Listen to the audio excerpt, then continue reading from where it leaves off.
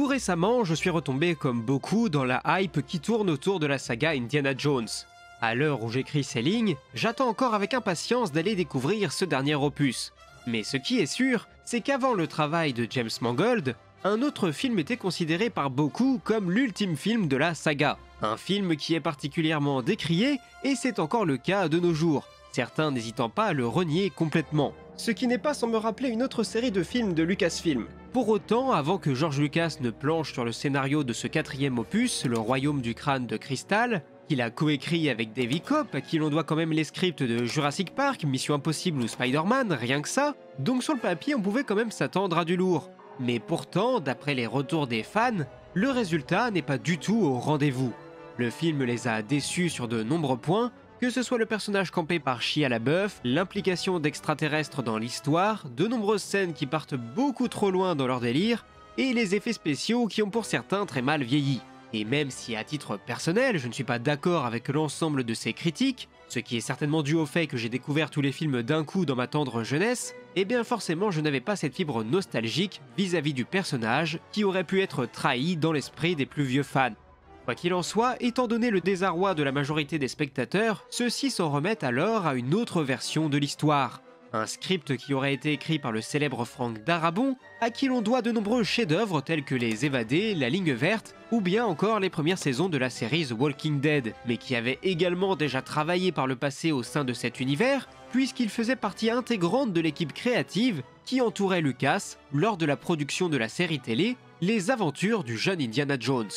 C'est donc un homme de confiance de Lucasfilm, aussi proche de Lucas que de Spielberg, qui se voit confier la responsabilité d'écrire un nouvel opus d'une saga dont le dernier épisode date de plus de 15 ans au moment où il commence à écrire.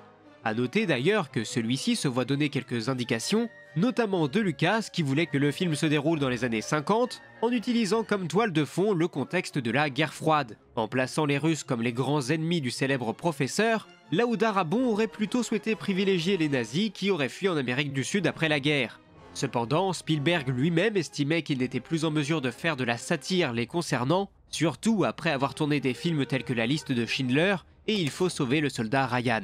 On peut le comprendre. Et de la même manière, l'idée la plus saugrenue et qui a eu du mal à être acceptée par beaucoup, à savoir l'utilisation d'extraterrestres, était également une idée de Lucas. À titre personnel, ça me choque pas tant que ça. Les films avaient jusque-là toujours mis en scène des éléments tout à fait paranormaux et toujours en lien avec la religion ou des légendes. Étant donné donc le contexte du film et son époque, évoquer le cas des aliens et plus particulièrement le cas de l'affaire Roswell ne me semble pas complètement déconnant.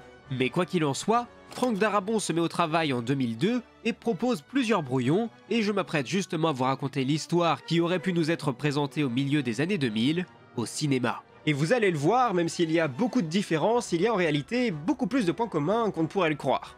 L'histoire s'ouvre au Nevada, où Indiana Jones, alors semi-retraité, est en compagnie de son collègue, l'émigré russe Yuri Makovsky. Ensemble, ils travaillent sur un site à Nazazi, les ancêtres des actuelles tribus indiennes qui vivent dans le sud-ouest des États-Unis. Au cours de la nuit qui suit, Yuri est emmené par d'autres hommes, Indy se décide alors à les prendre en filature, ce qui le mène jusqu'à une base secrète américaine.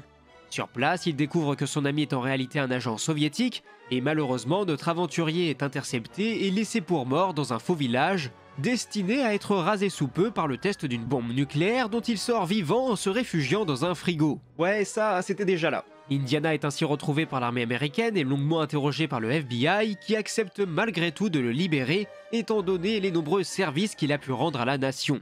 Mais cela ne les empêche pas de garder un œil sur lui. Malheureusement, et suite à toute cette affaire, il perd également son emploi au sein de l'université. Et oui, être soupçonné d'avoir de la sympathie pour des communistes à l'époque, ça rigolait pas. Il décide donc de noyer son chagrin dans l'alcool, et une fois suffisamment ivre, il en profite pour se rendre dans le musée de son ami Marcus, où il se réapproprie certains des objets qu'il avait lui-même ramenés de ses multiples aventures, tels que l'idole de fertilité de Chachapoyan. La prononciation est approximative. Malheureusement, notre aventurier est surpris par un agent du FBI qui se fait lui-même surprendre par un agent soviétique, qui tente également d'assassiner Indiana. Mais il en faut beaucoup plus pour s'en prendre à un tel homme. L'aventurier parvient donc à se débarrasser de son adversaire, et après l'avoir fouillé, il trouve une clé qui est destinée à ouvrir un coffre dans la gare de New York. Il s'y rend en échappant au passage aux forces de police, qui imaginent qu'il est également le responsable du meurtre de l'agent du FBI. Bref, il est dans une sacrée mouise. On aurait ensuite eu droit à un petit caméo du papa d'Indiana, ce qui nous aurait offert une scène au cours de laquelle les deux hommes se seraient quelque peu embrouillés avant que Junior ne quitte les lieux avant que la police n'arrive, obligeant le père à mentir aux autorités pour couvrir son propre fils. Une fois à New York, et plus précisément devant le casier que la clé peut ouvrir, Indiana découvre à l'intérieur un crâne de cristal ainsi que des instructions qui lui demandent de retrouver quelqu'un dans une chambre d'hôtel. Sur place, Indy rencontre un gangster qui lui offre un faux passeport ainsi qu'un billet d'avion pour le Pérou. Une fois sur place, il a la surprise de retrouver Marion, sa compagne du premier opus, qui est désormais l'épouse du noble archéologue hongrois Peter Belasco.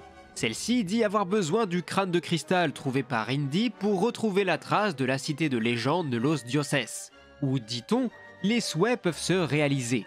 Malheureusement, aucune des expéditions qui avaient été lancées ne s'était révélée fructueuse, la dernière en date ayant été celle conduite par le professeur Vernon Oxley, qui a lui aussi mystérieusement disparu. Belasco, de son côté, est persuadé que les lignes de Nazca sont un code qui, une fois déchiffré, devrait leur permettre de trouver la localisation de la cité perdue. Indiana et Marion louent donc un avion afin de les observer, mais ils sont pris en chasse par un avion piloté par Yuri et au terme d'un combat aérien épique, les deux appareils finissent par s'écraser au beau milieu de la jungle péruvienne. Sur place, nos deux héros font la rencontre du docteur Felix von Grauen, qui est allemand. Je lui fais pas confiance. Qui vit au milieu d'une tribu de Ovitos. Ils peuvent donc compter sur lui pour les guider jusqu'au camp qu'avait établi l'époux de Marion. Yuri, de son côté, est capturé par des soldats péruviens qui le menacent de l'exécuter, mais il réchappe de peu à la potence, après avoir promis au président Escalente de l'aider à trouver la cité perdue. De retour au camp, Indy découvre le professeur Oxley qui semble être devenu complètement fou. Il est également enfermé dans une cage depuis laquelle Belasco l'utilise pour traduire les lignes de Nazca. Et alors que la situation se tend, des hommes du président péruvien interviennent avant d'être suivis par des commandos soviétiques. Nous sommes donc au beau milieu de ce que l'on appelle une impasse mexicaine, qui n'est brisée que par l'apparition de très nombreuses fourmis particulièrement voraces. Oui, ça aussi, c'était déjà là. Bref, les héros en profitent pour s'enfuir à bord d'un camion qui va légèrement prendre l'eau, et une fois au calme, Oxley parvient à s'enfuir en s'élançant de liane en liane. Ce qui, étant donné son âge, aurait été encore plus ridicule que la scène de Chia LaBeouf. Malheureusement, Indy et Marion sont de nouveau capturés, cette fois-ci par les forces péruviennes qui se font toutes éliminer par Belasco, qui de son côté s'avère être également un sympathisant de la cause communiste. Quoi qu'il en soit, tout ce petit monde se met en route et Belasco parvient à retrouver la trace de la fameuse cité perdue de Los Dioses. Mais les héros sont sauvés par l'intervention d'Oxley. Le chemin est donc désormais ouvert pour explorer la cité merveilleuse. Une fois dans le temple principal, ils y découvrent une chambre remplie d'artefacts provenant du monde entier, et dans la chambre principale figurent 13 squelettes sans tête en cristal et le crâne dont dispose Indiana lui indique sur quel corps il doit être reposé. Cela fait, un mécanisme s'enclenche et révèle pas moins de 13 momies d'extraterrestres correspondant aux 13 squelettes. Une voix surnaturelle aurait alors surgi de nulle part, prétendant être la voix de l'un des aliens qui se revendique comme ancien régent de la Terre et créateur de l'ensemble des civilisations et des religions. La voix leur propose alors de réaliser leurs souhaits les plus chers. Le docteur allemand demande alors à l'alien de restaurer la grandeur de l'Allemagne nazie. Mais c'était sûr en fait! C'était sûr! Un faux Adolphe serait alors apparu et lui aurait arraché le cœur. Le président péruvien, quant à lui, aurait demandé à être craint et se serait transformé en grenouille venimeuse. Belasco, de son côté, aurait demandé à tout savoir et son cerveau aurait fondu face à la montagne d'informations. Tout comme Irina Spalko. Indy, quant à lui, demande simplement et humblement d'avoir Marion à ses côtés, ce qui le gracie aux yeux de l'extraterrestre, qui par contre requiert encore un ultime sacrifice et s'apprête à jeter son dévolu sur Yuri, qui est heureusement sauvé par Indiana, ce qui n'empêche pas l'alien de s'en prendre en guise de représailles à Oxley, dont il tente d'aspirer l'énergie vitale, mais il est stoppé à temps là encore par notre aventurier préféré.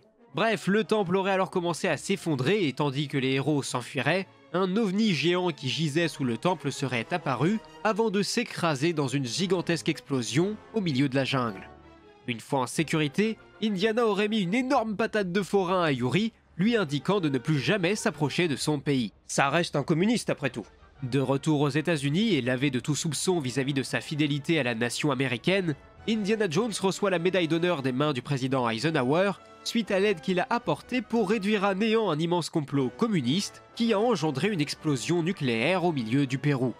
Le film se serait alors terminé sur le mariage d'Indiana et de Marion, Qui visiblement a déjà oublié son mari précédent. mais aussi sur Henry Jones Sr. qui aurait légèrement abusé de la bouteille, et sur Oxley qui parviendrait à déplacer des couverts avec le pouvoir de son esprit. Hey yo, what the fuck? Mais voilà ce qu'aurait pu être le royaume du crâne de cristal s'il avait été écrit par Frank Darabont. Darabont n'hésitera pas quand même à dire qu'il est profondément attristé par ce rejet, estimant qu'il a travaillé toute une année dessus pour rien, sans compter que Spielberg, qu'il avait lu lui aussi, lui avait dit que c'était le meilleur script qu'il avait pu lire depuis celui des aventuriers de l'Arche perdue. La chose est donc d'autant plus troublante étant donné les nombreux points communs entre les deux versions que nous avons eues, et on comprend forcément le ressentiment que peut avoir Frank Darabont. Mais voilà ce qu'il en était pour cette vidéo concernant le scénario alternatif d'Indiana Jones 4. Est-ce que ça aurait été meilleur? Est-ce que ça aurait été pire? Difficile à dire, je vous laisse juger dans les commentaires. En attendant, moi il ne me reste plus qu'à vous dire, comme d'habitude, abonnez-vous, le pouce bleu, etc. Et en attendant, à la prochaine pour de nouvelles vidéos, c'était Absolute. Ciao.